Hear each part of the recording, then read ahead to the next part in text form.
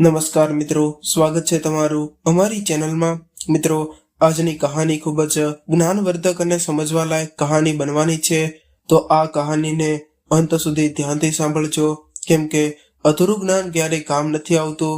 તો ચાલો શરૂ કરીએ આજની કહાની। માયા બૂમો પાડીને બધાને આંગણામાં ભેગા કરી લે છે।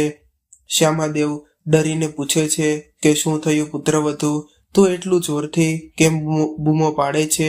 માયા કપડાં ધોવાનો ધોકો ઉપાડીને પોતાની નણંદ રોહિણીને મારવા લાગે છે। આ ભાભીના મારો ખૂબ જ વાગે છે। શ્યામાદેવી પુત્રવધુ આગળ હાથ જોડીને કહે છે કે પુત્રવધુ, રોહિણીને ના મારો, એના હાડકાં તૂટી જશે। એટલી મોટી છોકરીને ધોકાથી મારે છે।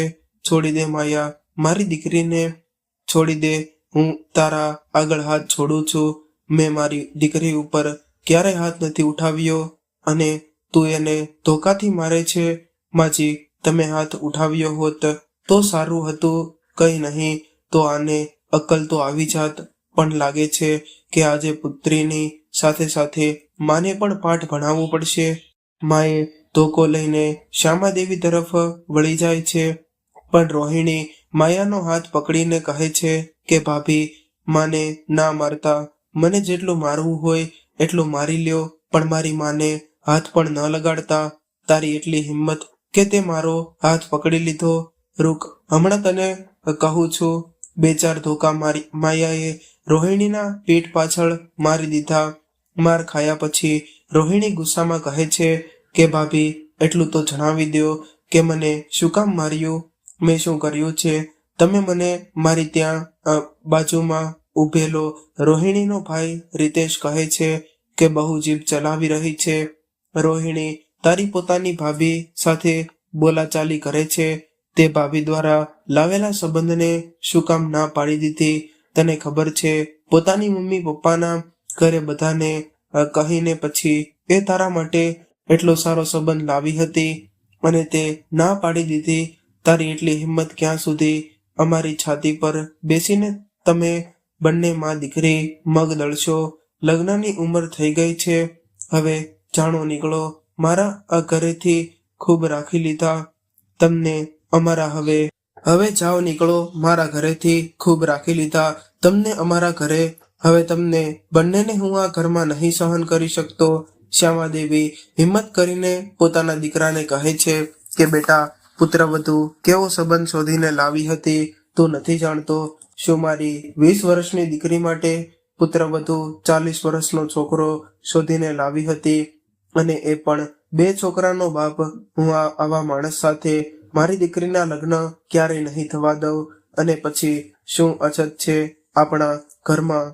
રોહિણીના પિતાજી બહુ જ તો છોડીને ગયા છે, ઘર મકાન બધું તો છે, તો શું કામ હું મારી દીકરીના લગ્ન એવા ઘરમાં કરું કે જ્યાં મારી પુત્રી અને જમાઈની ઉંમરમાં 20 વર્ષનો ફરક હોય?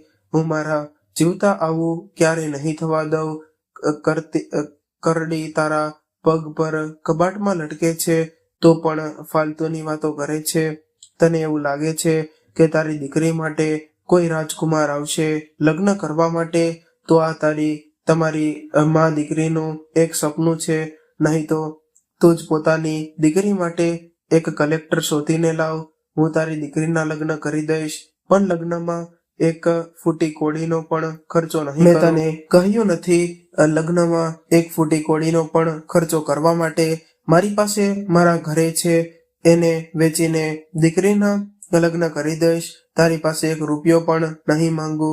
માયા ગુસ્સે થઈને કહે છે કે માજી, તમે પોતાની દીકરીના લગ્નમાં એક નાકની નથ પણ વેચી તો મારાથી ખરાબ કોઈ નહીં હોય।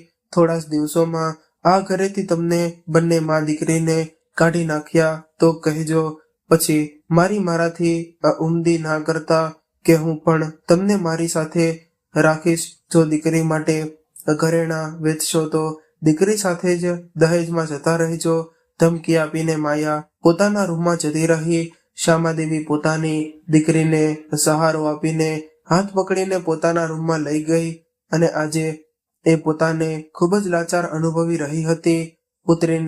પુત્રની તરફ નજર કરીને જોયું તો પુત્ર પણ મોઢું ચડાવીને એમ કહીને રૂમમાં જતો રહ્યો કે એક દિવસ તમને બંનેને આ ઘરથી કાઢી મૂકીશ. તમારા બંનેની કચકચથી હું પરેશાન થઈ ગયો છું.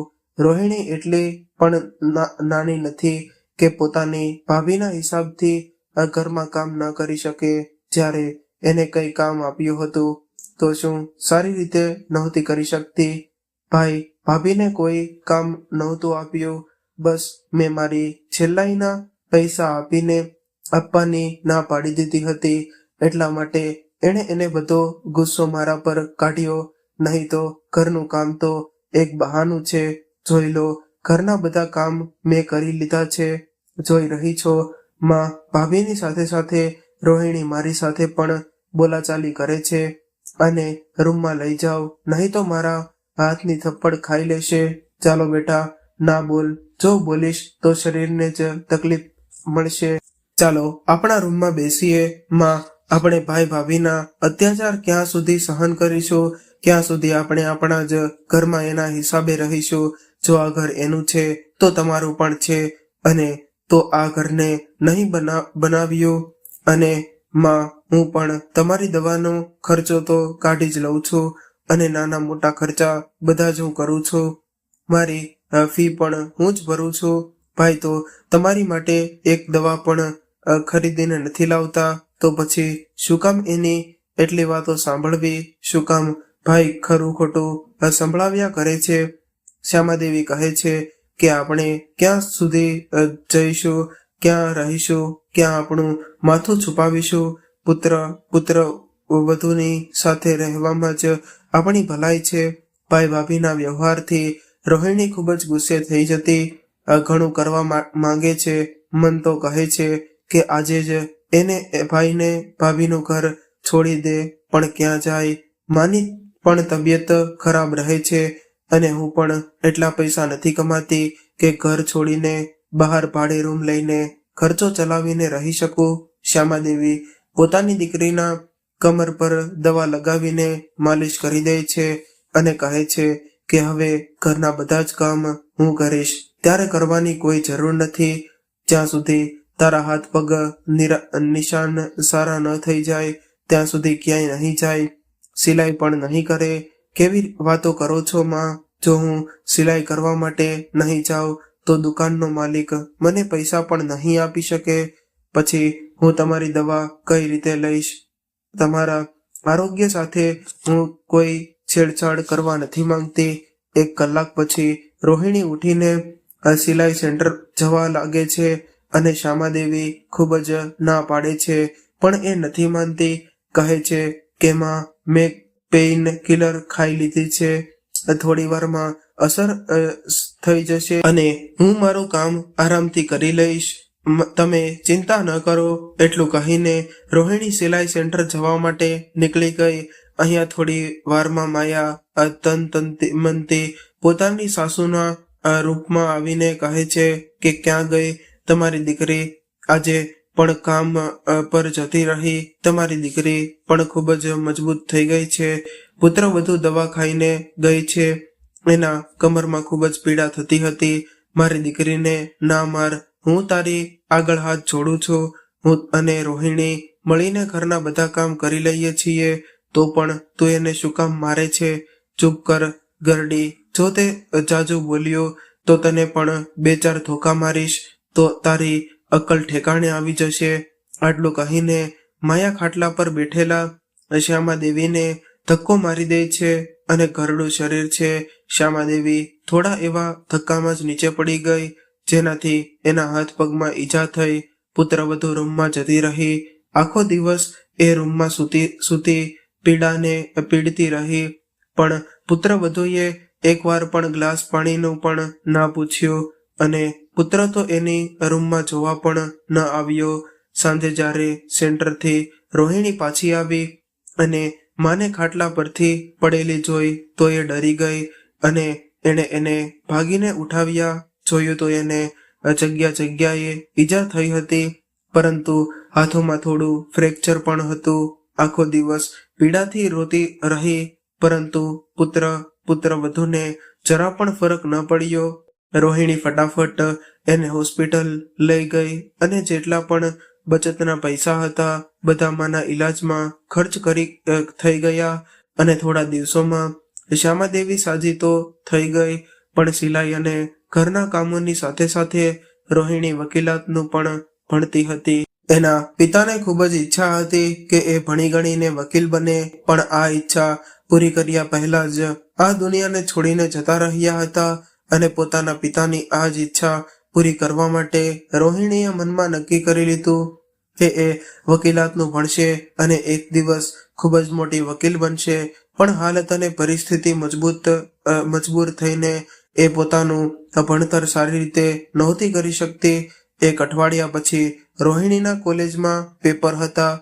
ખૂબ મુશ્કેલીથી એના ભાઈ ભાભી એને વાંચવા દેતા અને વાંચવા બેસતી તો એને કોઈને કોઈ કામ કરવાનું કહી દેતા. જ્યારે એ વાંચવા બેસ્યા પહેલા ઘરનું બધું કામ કરી દેતી, જેનાથી કોઈ એને ડિસ્ટર્બ ના કરે. પણ એનાથી પણ ભાઈ ભાભીને શાંતિ નહોતી મળતી. એને તો ભણતી નણંદ જરા પણ પસંદ નહોતી. એટલી વખત માયાએ એના પુસ્તકો પર પાણી નાખી દીધું, કાં ક્યારેક બીજું કંઈ જેનાથી એ ભણી ન શકે. અઠવાડિયા પછી રોહિણીના કોલેજની ફી ભરવાની હતી.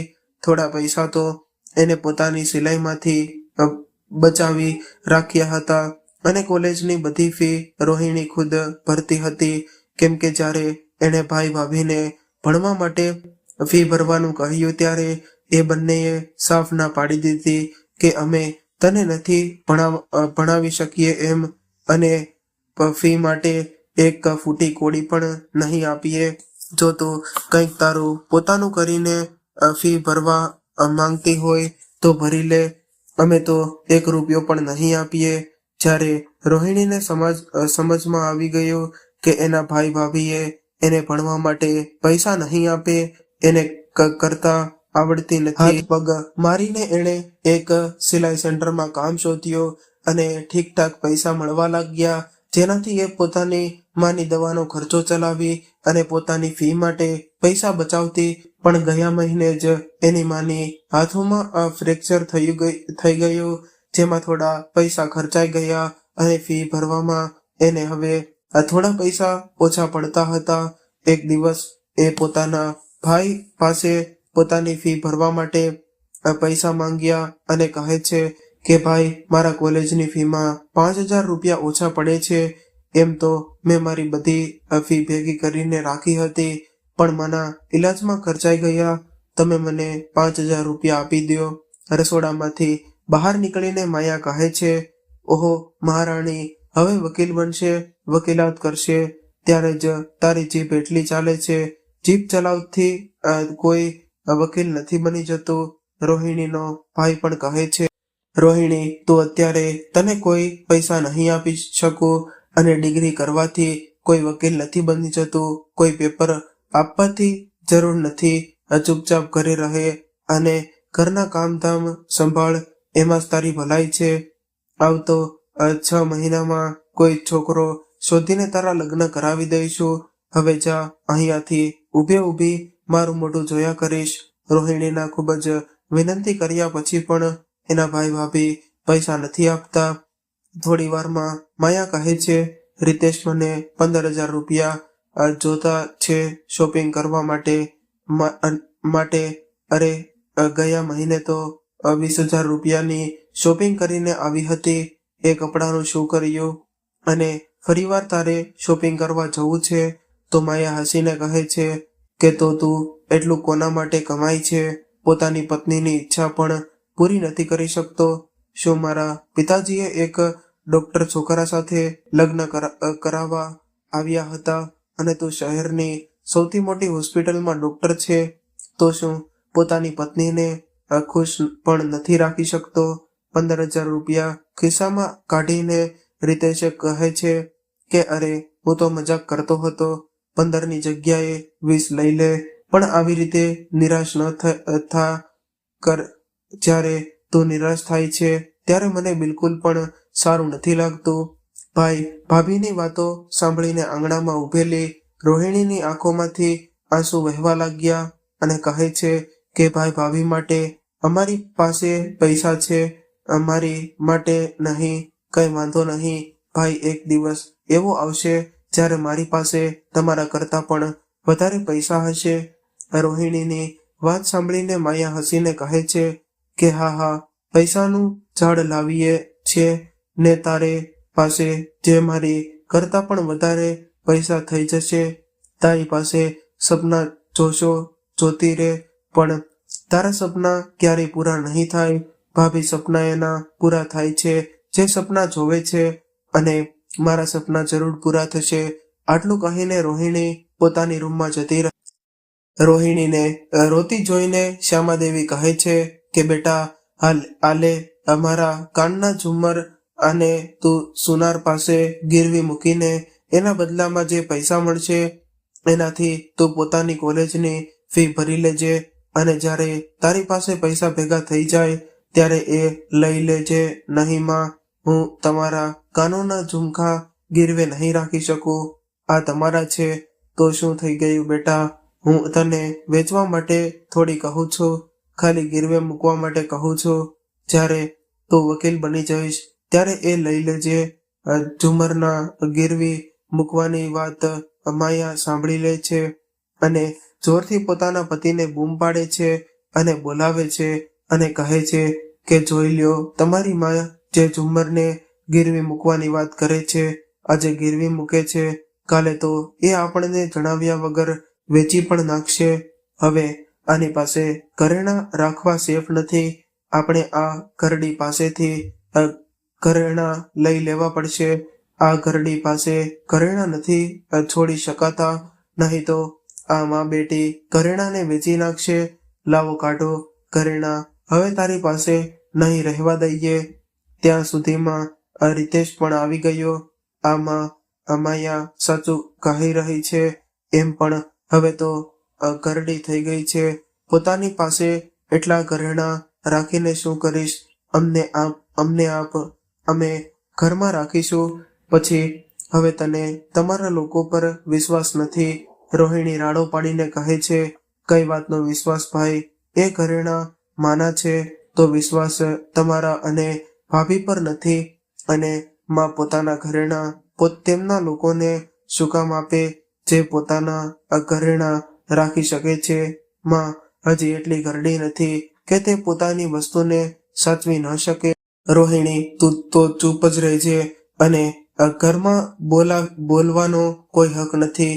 તું છોકરી છે અને પારકા ઘરની છે, તો પારકા ઘરના લોકોને આ ઘરમાં બોલવાનો કોઈ અધિકાર નથી. ભાઈ, હજી મારા લગ્ન નથી થયા, હજી હું આ ઘરની જ છું. પારકી તો ત્યારે થઈ જઈશ જ્યારે આ ઘર છોડીને જતી રહીશ. રોહિણીનો જવાબ સાંભળીને માયા અને રીતેશ બંનેને ગુસ્સો આવી જાય છે, અને રીતેશ માની તિજોરી તરફ ઘરેણાંની પોટલી પકડવા જાય છે તો રોહિણી અને તેની માં પોટલી ઉઠાવવાની ના પાડે છે. પુત્ર વધુમાં સાથે ધક્કામુક્કી કરવા લાગે છે. માયા સાસુમાને એટલો જોરથી ધક્કો મારે છે કે બિચારીનું માથું દિવાલ સાથે અથડાઈ ગયું. માને આ રીતે જોઈને રોહિણી એની પાસે ગઈ અને માને, અને માં તને સારું છે? અહીંયા આવ, ખાટલા પર બેસી જા. માને ખાટલા પર બેસાડીને રોહિણી ભાભીના હાથોમાંથી પોટલી છીનવીને માને આપી દે છે. ભાભી, તમે માના ઘરેણાં નથી લઈ જઈ શકતા. રોહિણીના વ્યવહારને જોઈને માયા ખૂબ જ ગુસ્સે થઈ ગઈ. આમ તેમ જોયા વગર બાજુમાં પડેલા દંડાને ઉઠાવીને રોહિણીને મારવા લાગે છે. આજે રોહિણી પણ ચૂપ નથી રહેતી. ભાભીનો હાથ પકડી લે છે અને કહે છે, ભાભી, હવે નહીં, હવે હું આ ઘરમાં માર નહીં ખાવ. જો આ ઘર ભાઈનું છે તો મારી માનું પણ છે. જ્યાં સુધી મારા લગ્ન નથી થયા ત્યાં સુધી આ ઘર મારું પણ છે, અને તમારા લોકોથી વધારે હક આ ઘરમાં મારી માનો છે. આજે શ્યામાદેવી પણ હિંમત કરીને કહે છે કે પુત્ર વધુ ઘણું થઈ ગયું, ઘણું સહન કરી લીધું. હવે માં દીકરીએ હવે તારું એક નહીં સાંભળીએ. નીકળી જાઓ મારા ઘરેથી. આ ઘર મારા પતિએ બનાવ્યું છે અને મારા પતિના નામે છે. તો આ નામ પર મારો હક છે. હું તમને નથી રાખી શકતી. પુત્રવધુ હસતા હસતા કહે છે કે કયું ઘર, કેવું ઘર? આ ઘર તો મારું છે. માયા, જરા તિજોરીમાંથી ઘરના પેપર કાઢીને તો લાવ, તો આ બંને મા દીકરીને બતાવીએ, નહીં તો આ બંનેને વિશ્વાસ નહીં આવે. માયા જલ્દીથી પોતાના ઘરના કાગળ લઈને આવે છે અને રોહિણીને બતાવે છે. સાથે ઘર પુત્રવધુ માયાના નામ પર હતું. ઘરના કાગળો પુત્રવધુના નામ પર જોઈ શ્યામાદેવીના હોશ ઉડી જાય છે. તો શ્યામાદેવી પૂછે છે કે આ બધું કેવી રીતે થયું અને તે આ ઘર પુત્રવધુના નામે ક્યારે કરાવ્યું? માયા હસીને કહે છે કે જ્યારે ઘરડા પિતાજી હોસ્પિટલમાં પોતાની છેલ્લી શ્વાસો લેતા હતા ત્યારે અમે બંનેએ હોસ્પિટલના બિલના આગળના નામ પર એની પાસે ઘરના કાગળ પર સાઇન કરાવી લીધી હતી અને ત્યારથી આ ઘર મારું છે. ચાલો, સારું છે. અમરતા સમયે ઘરડાની યાદ શક્તિ કમજોર થઈ ગઈ હતી, જેના એને કાગળો પર ધ્યાન ન આપ્યું કે આ કાગળ હોસ્પિટલના બિલના નથી પણ ઘરના કાગળ છે અને એને જતા જતા આ ઘર મને મારા નામે કરી દીધું. અને ભાભીની વાત સાંભળીને રોહિણી ઘર ગમ કરીને નીચે બેસી જાય છે. એને તો અત્યાર સુધી એ જ લાગતું હતું કે આ ઘર પર એની માનો હક છે, પરંતુ આ શું થઈ ગયું? શ્યામાદેવી કહે છે કે બેટા, તું એટલે નીચે પડી જઈશ એનો મને અંદાજો પણ ન હતો. તે પોતાના જ પિતા સાથે દગો કર્યો અને પોતાની મા સાથે પણ દગો કર્યો. શું અછત રાખી હતી મેં તારી માટે? શું નહોતું કર્યું? પાલન પોષણથી લઈને જમવા સુધી, ભણવા ગણવા સુધી બધું જ તો તારી માટે કર્યું હતું. અને પછી આ બધું તારી માટે જ હતું, તો પછી અત્યારથી દગો આપીને મારા પતિ પાસેથી આ બધું શું કામ છીનવી લીધું? હા ભાઈ, મારા લગ્ન થઈ જાત તો હું લગ્ન પછી સાસરે જતી રહેત. મારે તો કોઈ લેવા દેવા નહોતા, તો પછી તમે એટલો મોટો દગો કેમ આપ્યો? રોહિણી, તું તારા ફાલતુ સવાલોનો જવાબ આપવો જરૂરી નથી સમજતી. હવે એક કામ કરો. ત્યારે તમને ખબર પડી ગઈ છે કે આ ઘર તમારું નથી, મારું છે, તો હું તમને લોકોને આ ઘરમાં નહીં રાખી શકતી. નીકળી જાઓ મારા ઘરેથી. એક ક્ષણ પણ આ ઘરમાં તમને લોકોને સહન નહીં કરું. જલ્દીથી પોતાનો સામાન પેક કરો અને નીકળી જાઓ, નહીં તો મારે ધક્કો મારીને આ ઘરેથી કાઢવા પડશે અને તમે બંને કંઈ નહીં કરી શકો. શ્યામાદેવીના હાથોમાં પડેલી પોટલી માએ છોડાવી લે છે અને પુત્રવધુ બંને રૂમમાં નીકળી ગયા. રૂમમાં બેઠેલી મા દીકરી આજે પોતાની જાતની સાથે છેતરપિંડી થઈ હોય એવું લાગતું હતું, કેમ કે એના દીકરાએ જ એની સાથે છેતરપિંડી કરી હતી. જે દીકરા માટે એને એટલું બધું કર્યું, એ દીકરાએ એટલો મોટો દગો આપી દીધો, મારું બધું છીનવી લીધું અને હવે આ ઘરેથી પણ કાઢે છે. બીજા જ દિવસે માયા શ્યામાદેવી તરફ રોહિણીને ઘરેથી કાઢી મૂકે. કહેવામાં તો તે શહેરનો સૌથી મોટો ડોક્ટર હતો, પણ એ ખૂબ જ ખરાબ દીકરો અને ભાઈ હતો. સાથે સાથે લાલચી પણ હતો. મા અને બહેનની કરી કાઢ્યાના 3 વર્ષ થઈ ગયા. એક દિવસ રીતેશના ઘરે બેલ વાગે છે. માયા બહાર આવીને જોવે છે તો 2 પોલીસવાળા ઊભા હોય છે. પોલીસવાળાને જોઈને એ ડરી જાય છે. પોલીસવાળા એને એક કાગળ આપે છે અને કહે છે કે આ કાગળ કોર્ટ તરફથી મળ્યા છે, સારી રીતે વાંચીને કાલે કોર્ટમાં આવવાનું છે. માયા રીતેશ પાસે કાગળ લઈને જાય છે. રીતેશ એને વાંચે છે તો એના પગ નીચેથી જમીન સરકી જાય છે. આ કઈ રીતે થઈ શકે છે? શું થયું રીતેશ? તું એટલો ડરેલો કેમ લાગે છે? માયા, આ ઘરને ખાલી કરવાની નોટિસ આવેલી છે. આમાં એ પણ લખેલું છે કે નોટિસ કોણે મોકલેલી છે. ઓહો, તું શું કામ એટલો પરેશાન થાય છે? આ ઘર તો આપણું છે, તો કોઈ બીજું શું કામ એના પર નોટિસ મોકલી શકે? તું તો નાની નાની વાતો પર પરેશાન થઈ જાય છે. અને એમ પણ આજે આપણે લોકો તારા હોસ્પિટલમાં ડિરેક્ટર સાહેબના સગાઈમાં જવાનું છે, તૈયાર થઈ જા. જેનું આ ઘર હતું એ ઘરડો મરીને ક્યારનો ઉપર જતો રહ્યો અને ઘરડીને આપણે ક્યારે ઘરની બહાર કાઢી મૂકી છે. હવે કોણ હશે આ ઘરને ચીનવવા વાળું? ફાલતુમાં પરેશાન થઈ જાય છે. હા, તો સાચું કહે છે માયા, આપણે અહીંયા ફાલતુની વસ્તુ પર ધ્યાન ન આપવું જોઈએ. બસ હું 5 મિનિટમાં નાઈને આવીશ, એના પછી રેડી થઈને જઈશું. તો પણ પોતાની મોંઘી સાડી પહેરજે, કેમ કે અમારા ઓફિસના ડિરેક્ટર સરના પુત્રની સગાઈ છે. સાંભળ્યું છે ડિરેક્ટર સર એ શહેરના નામી લોકોને બોલાવ્યા છે. આપણે પણ કોઈથી ઓછા ન લાગવા જોઈએ. બંને લોકો તૈયાર થઈને નીકળી ગયા અને શહેરની સૌથી મોટી હોટલમાં જ્યાં ડિરેક્ટર સરના પુત્રની સગાઈ હતી, મોટા મોટા લોકોની અવર જવર શરૂ થઈ ગઈ હતી. રિતેશ અને માયા પણ આગળની ખુરશી પર બેસી ગયા અને સ્ટેજ પર ડિરેક્ટર સરનો છોકરો પહેલેથી જ બેઠેલો હતો અને થોડી વારમાં છોકરી પણ આવી ગઈ, જેણે ખૂબ જ સુંદર બ્લુ કલરની ચોળી પહેરેલી હતી, ગળામાં ડાયમંડનો સેટ પહેરેલો હતો.